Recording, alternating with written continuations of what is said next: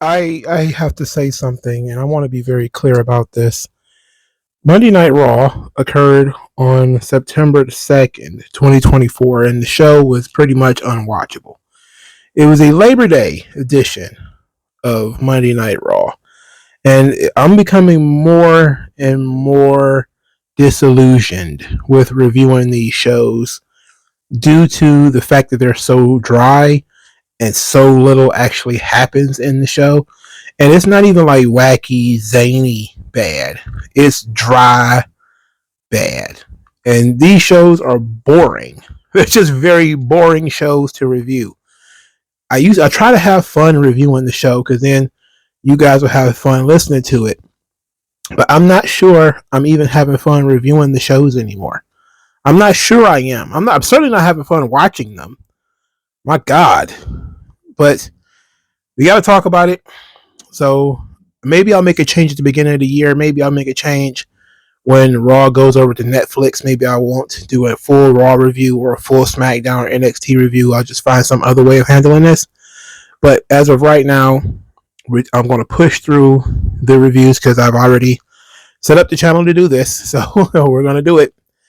And I want to kick and scream till the end of the year. Then I maybe will just drop the idea of doing reviews in totality. But as for now, we got to talk about a couple of news and notes. One of them is the missing Odyssey Jones. Second is Tegan Knox. And third is Joe Tessitore. So Joe Tessitore, we're going to start with him. He had his first night on the job.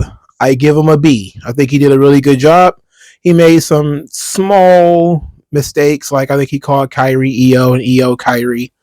Got a little bit lost at some points, but mostly he sounds like he knows what he's talking about. He sounds professional, so it's not like a sports announcer, which is what WWE wants now because Nick Khan is trying to turn this into a sport. It's also deeply problematic for me that he's trying to turn it into a sport because it makes the show so boring. I find most sports to be boring. So watching guys like CM Punk roll their little luggage into the arena to start the show is not interesting to me. I meant to say this about Bash in Berlin, but when you watch the intro to that show, it's boring. It's just people in the gym and a bunch of people in sweatshirts walking around, a bunch of people in t-shirts walking around. And that's pretty much what Raw is now. No outlandish. I mean, the outlandish characters, I guess they are there because you have the Wyatt Six, but they're pushed to the margins and the edges of the show. Not saying that they should be a focal point, but they're pushed to the margins and the edges of the show. But the show is typically populated with a bunch of Sami Zayns and CM Punks. Guys who look just roll out right out of bed and come on television. No effort put into how they look. No effort put into, going to Punk actually goes to the gym, but he actually looks like it too. But most of the guys they blend in with everybody. This is not, the WWE that I'm used to. Everybody's too lax without Vince being around there. There's no superstars. Since Vince disappeared, it's always just been random wrestler A and random wrestler B, and they don't jump off the page like they should. That's just a regular everyday complaint. But Joe Tessitore is not bad. He's not bad at his job. I think at most he did a really good job tonight because everybody was expecting him to crash and burn, but he didn't. He did a good job.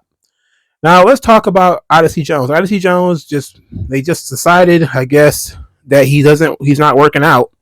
So they said he took him off the roster. I don't know what that means. I don't think anybody knows what that means yet. If you know, let me know in the comment section below, but I don't think anybody knows what that means yet. So I guess his 2 to 3 week push was it. And that's it. He's gone. He's missing now. So I don't think he said anything or did anything that caused a problem. I don't think he hurt anybody. He didn't have a chance to do much of anything. At this point, he was only there for a couple of matches, and that was it. And the couple of matches he was in, he was fine. He didn't blow anybody away, but he wasn't terrible either. There's actually people worse on the roster that populates the show than Odyssey Jones, but I don't know. Maybe he was sick. Maybe something happened. I know Bronson Reed got pulled from the show the day of the show too.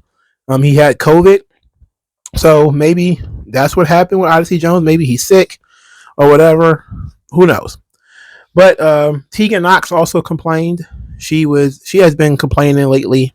I guess she wanted to be in the speed tournament, but she couldn't get booked. So now she's belly aching online, and it hadn't occurred to me until somebody said it that she has not wrestled a match on WWE TV since November of 23. At least, is that true? That she hasn't wrestled in almost a year on TV? Maybe that's an exaggeration.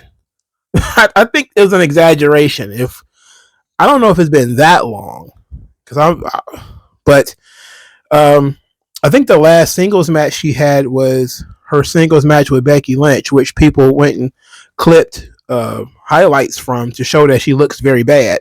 Which, hey, I already know that Tegan Knox is boring and she's kind of slow, and I didn't ever thought she was all that great.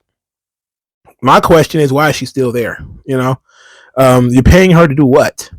I mean, it seems to me that you have no interest in using her. Send her on her way. Let her work the indies. I mean, this again, Tegan Knox is one of those people that Vince cut, that Triple H brought back, and there's no reason to bring her back.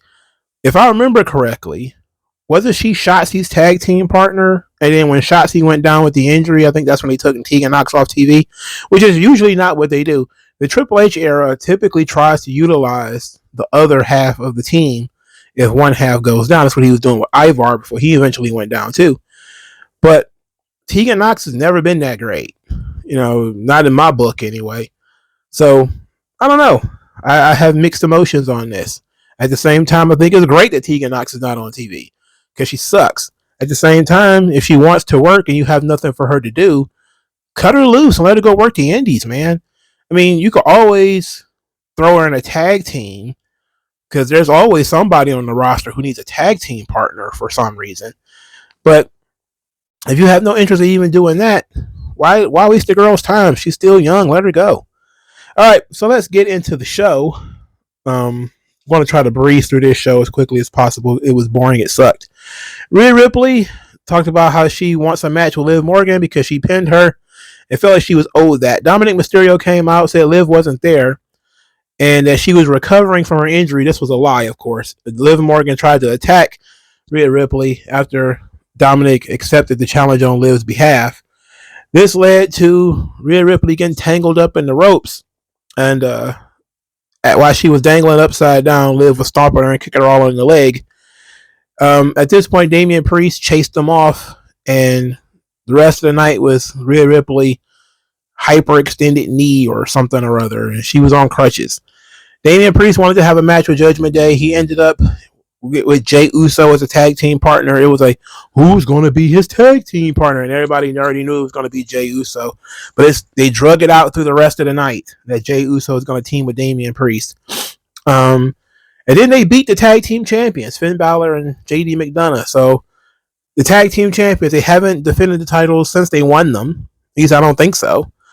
And they have their first match with each other, and they lose to Damian Priest and Jey Uso, a mixed tag team. So it's all working according to plan, y'all. It's all going according to plan. And it seemed like Finn Balor left JD McDonough alone to get beat. And of course, at this point, Rhea Ripley's on crutches, and she beat Liv Morgan with the crutch and chased her around with the crutch and everything. So there that is. Uninteresting. This is drivel. I'm tired of these useless, pointless tag team main events. You have to stay up 3 hours to watch this show just to get a nothing tag team main event. It doesn't matter who wins this match. It's inconsequential, one way or the other. It literally, it matters not who wins. So why do we have this match at the very end of the show? Put it in the middle somewhere. Put something with some consequences at the end. CM Punk's segment should have been the close of the show. That's what it should have been. All right? Go off the show with something hot. Go off the air with something hot. Don't go off the air with Jey Uso and Damian Priest. Who the hell cares about any of that crap? Who also cares about this crap? Chad Gable is tired of losing to the Wyatts. Says that they're not. American Made is not to be messed around, not to be played with. They're going to go out there and show these other guys that they're not a game. So they defeated Otis Tozawa and Maxine Dupree, who I guess are still using the name Alpha Academy. This match was entirely too long. This feud has been going on for too long, for God's sake. Ivy Nile ended up tapping out Maxine Dupree. They're trying to show off Maxine's her progress, which she's actually progressing not terribly. So, okay, but it's still not very good. Ivy Nile tapped her out with the Dragon Sleeper. After the match, Chad Gable called out the Wyatts for an 8-man tag. Uncle Howdy came out, blubbered some stuff, but actually agreed to the match. Says that Chad Gable gambled with his soul and they'll collect, which sounds nasty. That sounds like bad business right there, sir. Zelina Vega was defeated by Shayna Baszler because why not? Zelina Vega had a fan sign that she pulled from the crowd. It had something about her dad on there. I think her dad died in 9/11. So she kissed the sign. I don't know if she kept it or gave it back, but she was teary-eyed afterwards. She tried to wrestle a match against Shayna Baszler, but this Shayna Baszler, she's so washed. We don't know what to do. I mean, she's laundry. Shayna Baszler is absolute laundry. Triple H refuses to give up on Shayna Baszler. He absolutely refuses to let it go. He's going to make Shayna Baszler a thing. I never disliked Shayna Baszler. I still don't. I just tell the truth about Shayna Baszler. She's not good right now. She's boring. She has no personality whatsoever, and nobody's ever interested in anything she does. After the match, Zelina Vega is jumped by these three, the Extreme Lesbian Collective, or whatever they call themselves. Lyra Valkyria ran down there. She got beat up too. Sonya Deville then got on the microphone and said that everyone was pathetic and she deserves respect. Then she said, no man can take them home and no woman can take them. And I was like, may I ask a question? When you say no man can take you home, what do you mean by that? What exactly did you mean by that? We already know what they mean. We know what they mean. These are the lesbian watchmen, But Zoe Stark is still wearing makeup. I'm surprised. I'm also surprised they didn't throw Tegan Nox in this thing. Isn't she gay too? Let's throw all the gays in here. It should just be like the LGBTQ collective or whatever. Anyway, Zelina Vega she pitched a fit later on. Her and Lyra, they're upset. Somebody's got to do something about the League of Extraordinary Lesbians. Somebody's got to do something. They need help.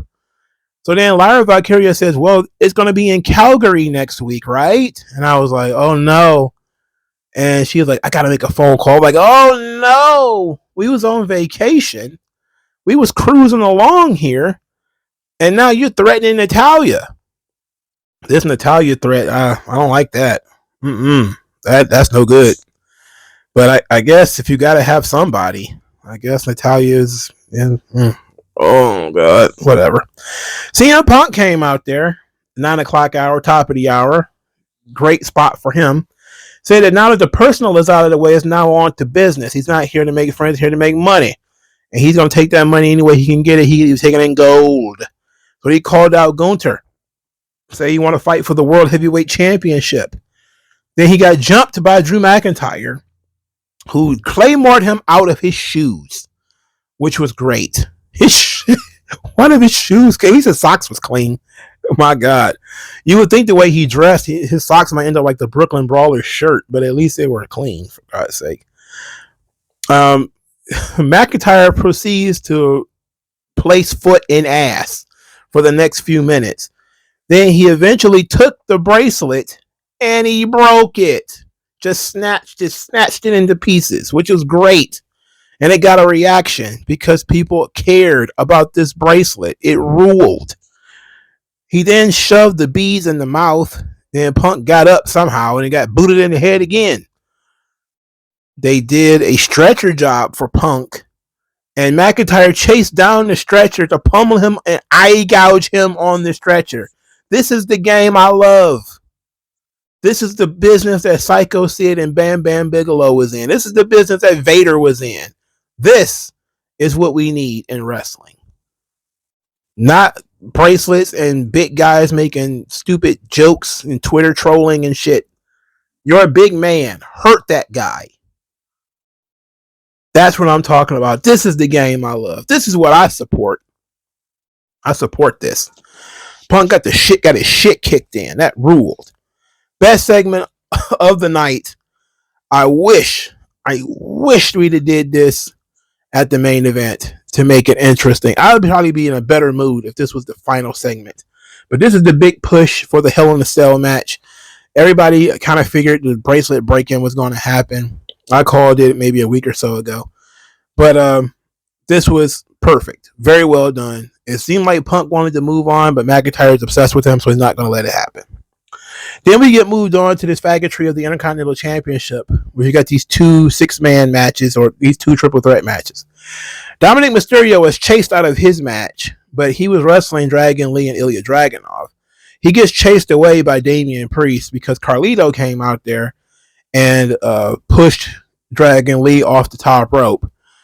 So Damian Priest chased him and Carlito away, which left Dragon Lee and Ilya Dragunov alone to do indie wrestling, where they jump kicked each other in the head and neither one sold it for much a damn.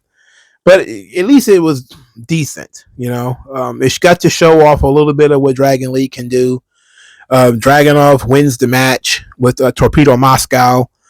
Dragon Lee, I mean, what a talent. He's a very talented guy. Why he's in this position where he's always losing, I don't know. I think most people are looking at this thing and just shaking their head and like, I don't get it. Look, Dragunov is great and all, you know, great little graps guy. He's a small foot European guy, but he fights big. He's a Daniel Bryan kind of guy. Like Daniel Bryan, small foot American guy, what they call a vanilla midget. But he's a Benoit. He's a Guerrero. He's a guy who, even though he's probably about 5'8", he goes in there and he works like he's bigger, and he seems like a bigger guy than he really is, like a Randy Savage. That's how Dragunov is. Dragunov and Pete Dunne are probably about the same size, but Dragunov looks like he wrestles bears with his bare hands and will survive. You know, help the bear, like Mystical said. Like, you see me in a fight with a bear, help the bear. But Dragunov, he looks like that. Pete Dunne looks the way he looks. As Trick Williams says, they're the same age. He looks 40. He looks like I say like an oatmeal cream pie by the face, and it's true. But so I wouldn't call Dragunov a small foot European guy, even though he is technically a small foot European guy. So Dragunov wins. I like Dragunov. This works out just fine. In the other triple threat match, they needed a replacement for Bronson Reed because he had COVID. So they replaced him with the guy he murdered, Braun Strowman. And I was sitting here because they didn't say why why Bronson Reed wasn't going to be there. They just said he's not medically cleared. I'm like, okay. And it was online that he had failed a COVID test. So I'm like, okay. And I'm thinking to myself, Braun Strowman was on the receiving end of that splash on top of the car. And he's medically cleared and Reed is not? What the hell was Strowman made of? I don't know. But Strowman wrestled the match, selling the ribs and everything. He ended up winning. He ended up pinning. I believe it was it Kaiser that he pinned? Because, it was Kaiser. He ended up pinning Kaiser because Pete Dunne assaulted Sheamus. Pete Dunne still gets triggered. He still has bad dreams about being called Butch. And this young and bitter, this thing is still not over between him and Sheamus. So they're still doing that. Okay. I would have thought Kaiser would have won this match, to be quite honest, just to have him elevated up the card a little bit. But Braun Strowman, okie dokie. I don't see why he ever needs to wrestle for the mid-card belt. I already said this before. I don't know. I probably haven't said it in a long time. But big guys in mid-card championships, not likely. That's not a good idea. It rarely works out. Once you are a big guy, you're a quote-unquote giant character, and you're the Intercontinental Champion, or you're wrestling for the Intercontinental title, you're pretty much dead in the water. Because they wouldn't give that belt to somebody that they're going to beat. So Braun Strowman being in this position, I know he's just a filler.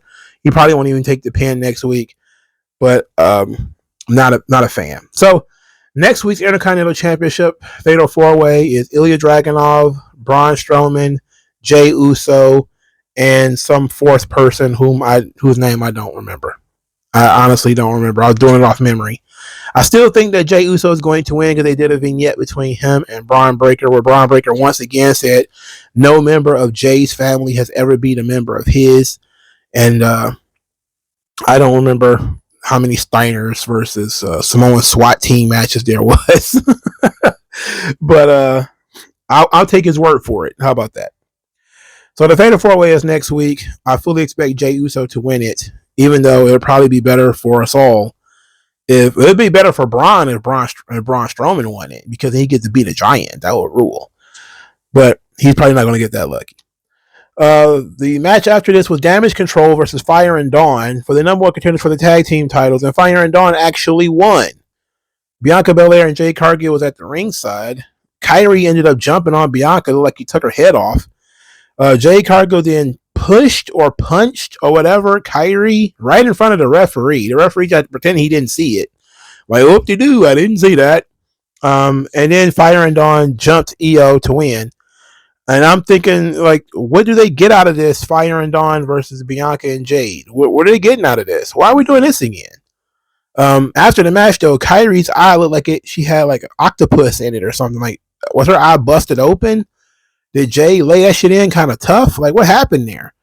Somebody had a screenshot of Kyrie's eye, and she looked like she was infested. She looked like somebody out of Resident Evil.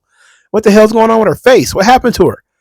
In any event, Damage Control, Jade Cargill and Bianca Belair were arguing post-match, even though Damage Control had already lost. I don't know what we're getting out of this Fire and Dawn thing. Again, a third match between these two teams. What's the point? If you're going to give Fire and Dawn a rematch, why not just give them the rematch? Why do they have to beat Damage Control? We don't have a lot of tag teams as it is. All right, Kofi Kingston wants a tag team championship match because Finn Balor and JD McDonough was just basically keeping the belts hostage. Gunther was watching him, just kind of staring at him and grinning. And Kofi's like, hey, what's going on here? But Gunther didn't say nothing. He just walked to the ring instead. He talked about beating Randy Orton. Say he wanted to face the best of Randy Orton. That's why he was being an antagonist and said bad things about Randy. It says now that he beat him, he's a legend. He can beat anybody. Nothing matters. Sami Zayn comes out there. Sami Zayn talked about all his heroes that he grew up watching, how all of them saw the Intercontinental Championship as a stepping stone to the world title. And Gunther also did that. So Sami Zayn is following in the footsteps. He's going to do it as well. He's challenging Gunther for the world title. Gunther said no. He's not interested. He said even though he saw the fire in his eyes and the passion in his voice, he said his challenge is rejected.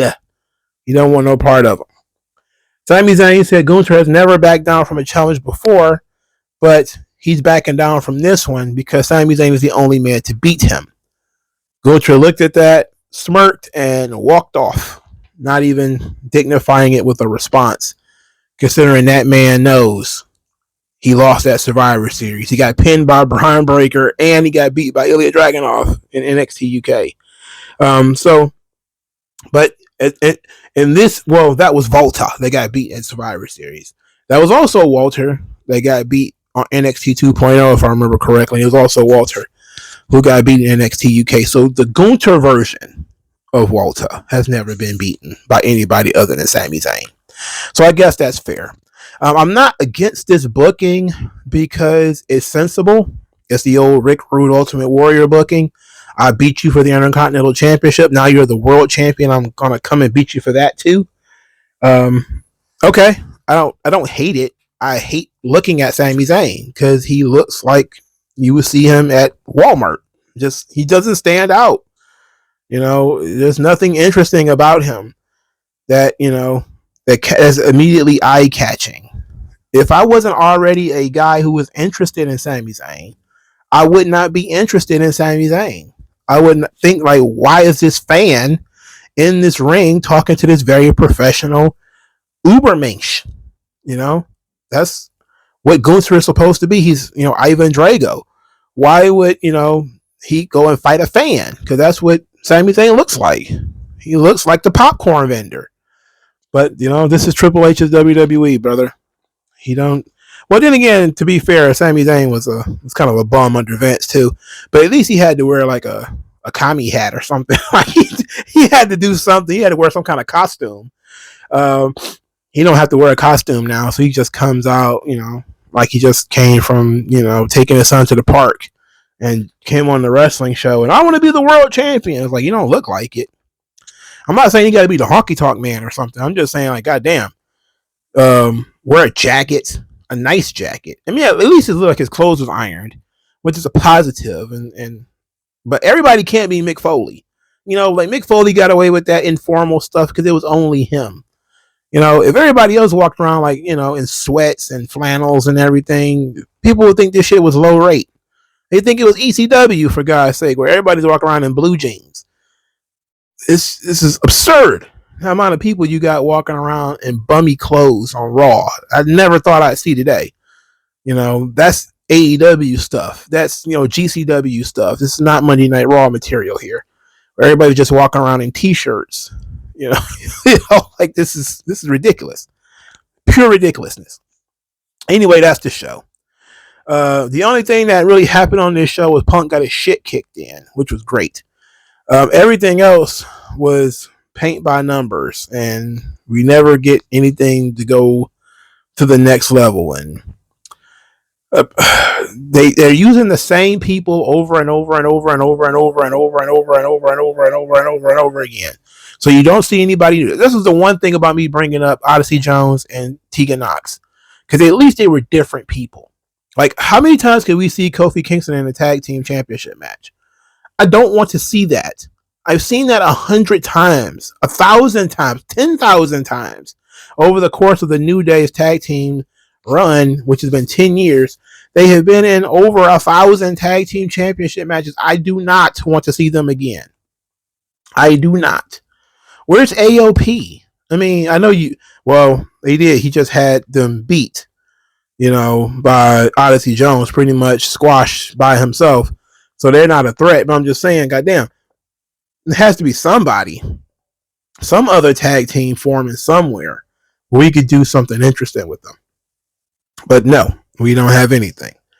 I'm just at a loss for words here. Triple H has his crew apparently, and he's going to run his crew into the ground. And Sami Zayn and Kevin Owens are a part of his crew, and they're just going to keep rotating those guys in somehow. Whatever. Just not going to complain. Just going to say, hey, do you see what I see? Do you see what I see? Do you know what I know? I know everybody sees it. Everybody sees it. Everybody recognizes what's going on here, right? And it's going to get worse once it goes to Netflix. It's going to get worse. But Joe Tessitore was not bad. I really liked the Punk and McIntyre segment. That was very good. Even though this is about to be the third match and they've been feuding since November, this feud keeps getting heat. They keep finding new ways to make it interesting. So that is working.